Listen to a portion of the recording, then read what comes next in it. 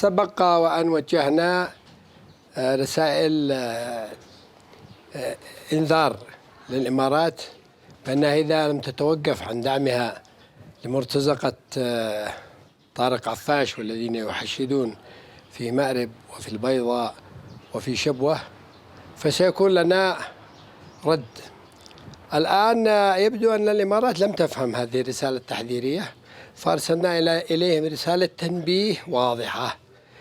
بضرب أماكن ليست بالاستراتيجية كبيرة، ولكنها تنبيه إذا استمرت الإمارات في عدائها لليمن فلن تستطيع في المستقبل أن تتحمل الضربات الموجعة